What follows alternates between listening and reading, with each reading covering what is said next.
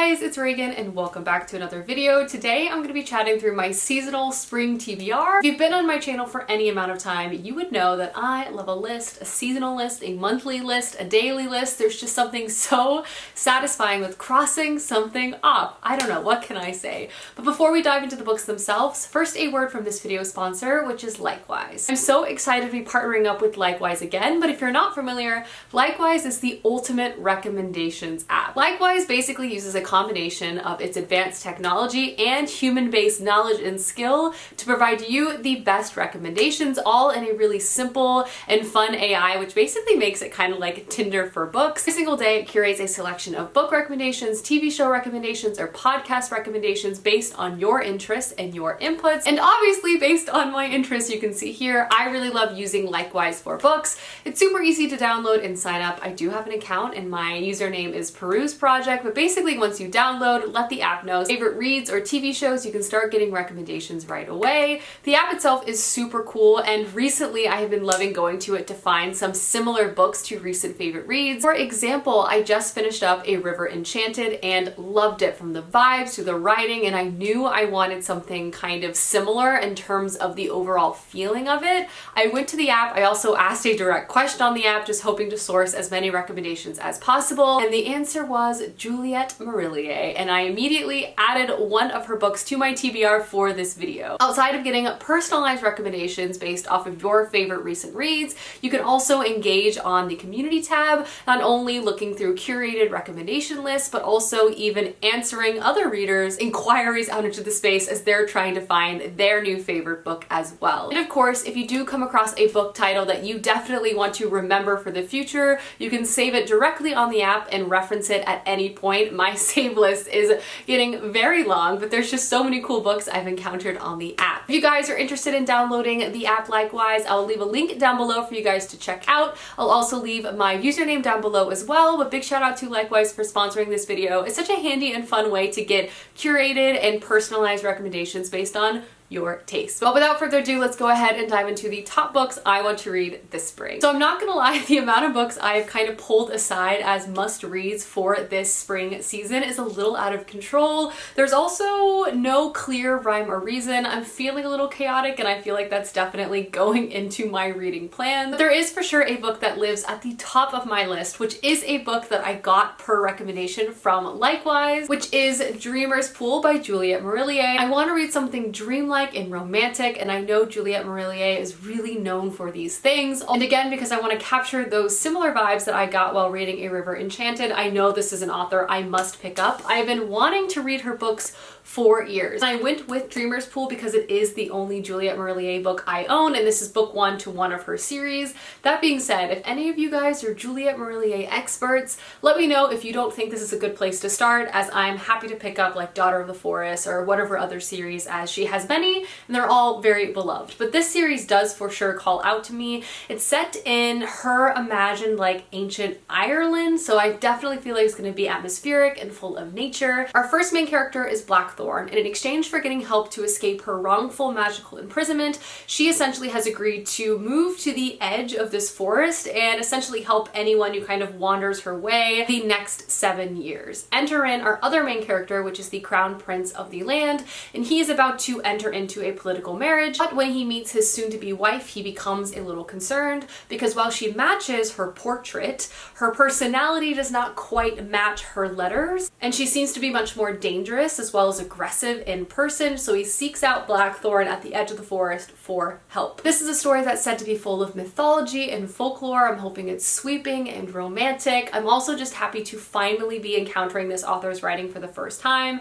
as I do feel like there is a high chance that she will become a new favorite of mine. But please, please, please let me know if you think this is a good place to start, or if I should pick up Daughter of the Forest. I would love to know. Speaking of female fantasy authors, the next book that is on my spring TBR is City of Dragons by Robin Hobb. I read The Dragon Keeper earlier this spring season and really enjoyed it. I'm really happy to be back not only in a multi-POV Robin Hobb fantasy story, but also back in the Rainwild area and kind of the live ship trader politics. I love the live ship trader trilogy mythology, so I'm just really happy to be kind of back in that world and that space. I feel like this story kind of introduces us to some new and interesting female points of view, which I feel like Robin Hobb just does so well, though I do love and miss Fitz. I read the first one really quickly. I found the story and kind of quest element to it to be rather entertaining, so I am looking forward to see how the rest of the story begins to unfold. I think the concept and where she's going with it is just very unique, so I'm looking forward to see how it's all going to play out. Next up is another continuation to a series I have started recently, and that is Tristan Strong Destroys the World by Kawami Mabalia. I read the first book, Tristan Strong Punches a Hole in the Sky, earlier this year and loved it. One of my goals this year is to also read more middle grade, so I thought let's just continue on with the series I already know I'm enjoying so much. But this is the second book in the Tristan Strong series, which is a middle grade fantasy story inspired by African folklore and mythology. In book one, we follow our main character Tristan, and he is feeling anything but strong. After the recent passing of his best friend, Tristan is grieving and also blaming himself and holding on to a lot of pain. At the beginning of the story, he travels to his grandparents' farm, where his family hopes he will be able to begin the grieving process, though right when he arrives, he accidentally punches a hole in the sky, opening a portal to a place called Midpass. Is full of conflict against a dark evil force that has left the Black American gods exhausted, and Tristan finds himself in the midst of this conflict and has to go on an adventure to try to save this new place. I loved this book. First and foremost, Tristan is an incredible main character. I love so many of the topics that are explored in this.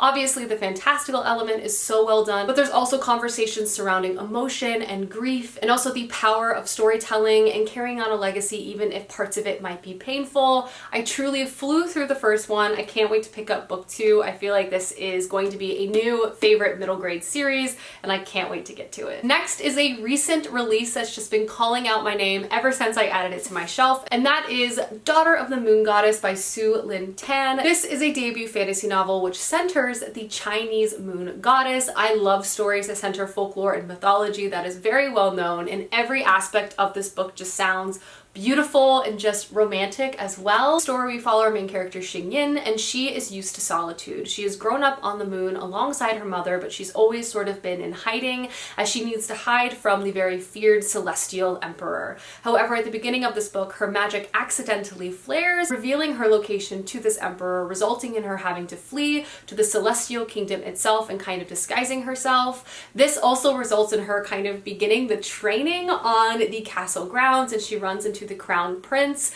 I've heard so many good things about this book. I feel like it's really a story that's right up my alley. I'm hoping it's a story that balances romance and action as well as just storytelling itself. I also love the cover. It's stunning, and I just hope this is a new favorite. Next up is a whodunit mystery that is currently on my TBR, and I'm hoping to get to it any day now, and that is The Maid by Nita Prose. This is a closed-door mystery story, which always tends to be one of my favorites in terms of like whodunit murder mystery books. In this particular story, I do feel like it's going to combine elements obviously of a mystery, but I feel like the main character is going to be charming, and I hear this book is very witty and just kind of heartwarming as well. In the story, we follow our main character Molly, and she is a maid at a very prestigious and fancy hotel.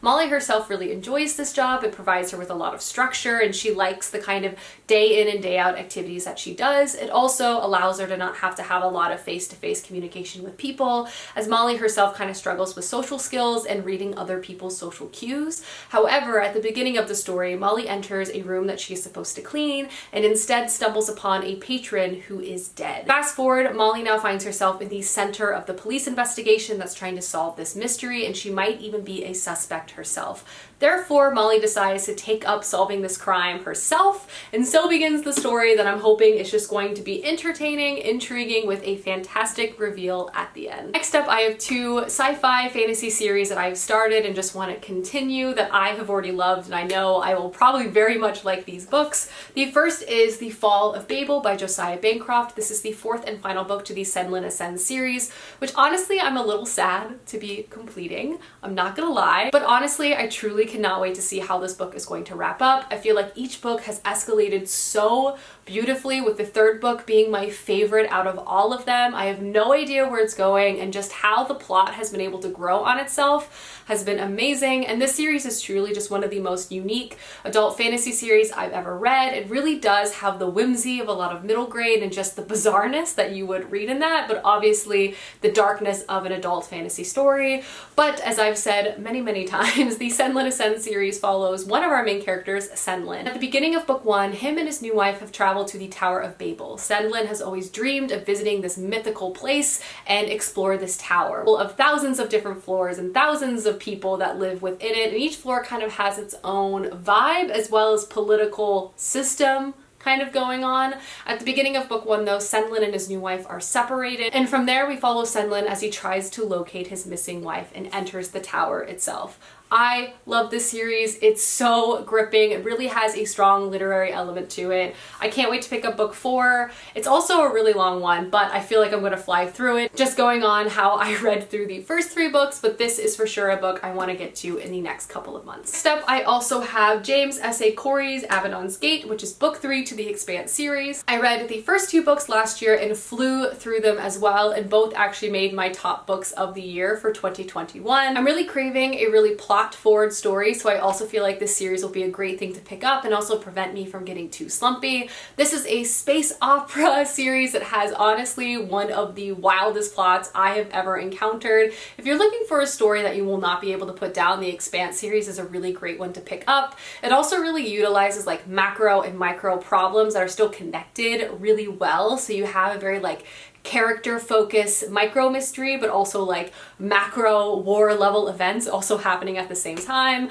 But this is a multi-POV story. One of our main characters is Jim Holden, and in book 1, him and his crew basically stumbled upon an abandoned ship, which kind of acts as the spark to the tinderbox that is this interplanetary system, causing a lot of conflict between Earth, Mars, and a place called the Belt. The aftershocks of this conflict continue to occur at least through the second book, and I'm sure we're going to continue on into the third book. It honestly is escalated wildly, and I can't wait to see what's going to happen next. So many of you guys have said the later books are even better than the first couple, so I'm just excited to experience it, and I'll let you know what I think. Next up, I have a couple new releases I knew I just needed to get to right away. The first is Gallant by Ve Schwab. This is a book I know a lot of you guys, I'm sure, are reading right now as well, and I honestly just want to see what I think about this and kind of experience it real time with a lot of you guys. But this, of course, is Ve Schwab's newest release, and in general, I do really enjoy Ve Schwab's writing. This is kind of a dark fantasy story that also has illustrations throughout, and I will say,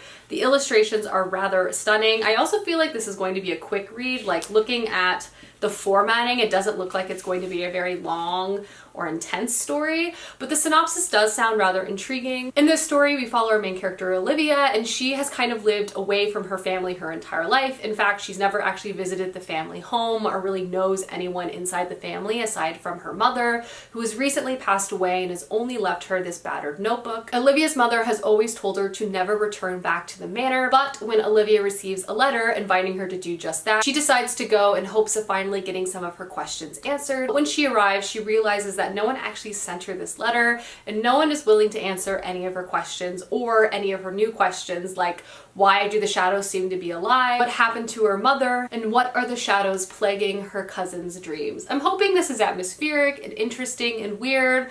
I'm not sure though, but I will for sure let you guys know my thoughts when I do get to it. Next is a book I am counting down the days till I can pick up, another one of my most anticipated releases for 2022, and that is Cartographers by Ve Schwab.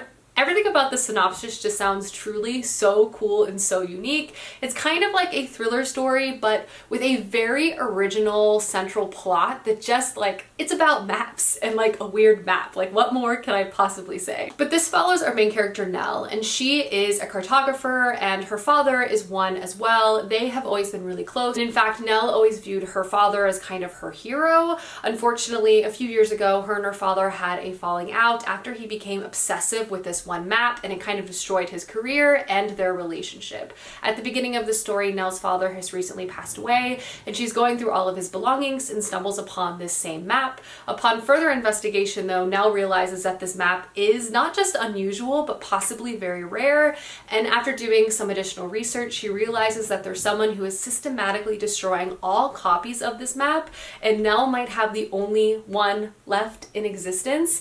And now Nell is gonna try to solve the mystery around this map, not only kind of following it, trying to figure out who was destroying it, but along the way possibly unlocking some dark family secrets.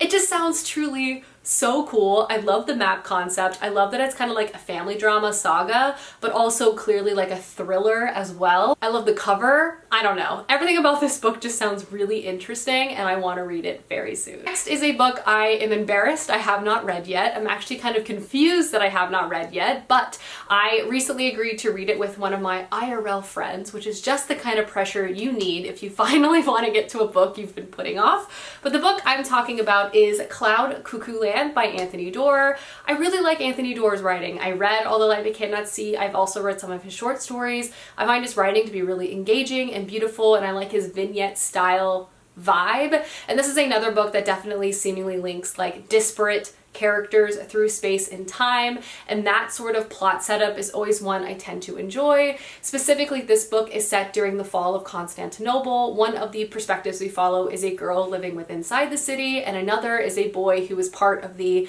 invading force. But the unique thing here is there's actually a third perspective many centuries in the future, like near present day, far away from this conflict, far away from this time, that is somehow connected to these two other characters. I'm really intrigued by it. I've heard good things about this, but I am looking forward to finally getting to this book, hopefully in the spring of this year. Next is a book I've owned for about a year and a half, and is always one that has just seemed really charming to me, and I've been looking forward to reading it, and now just feels like the perfect time, and that is Outlawed by Anna North. This book just sounds like the quirky Western I need in my life. I mean, honestly, just the cover alone, I would put this on my wall as an art print, but this is set in 1894. It follows our main character, Ada. A year ago, Ada's life was looking very good. She was marrying her love of her life. She was also an apprentice to her mother's craft, and she was basically working to settle down to start the rest of her life. But a year into her marriage, Ada has had no success in getting pregnant or having any children,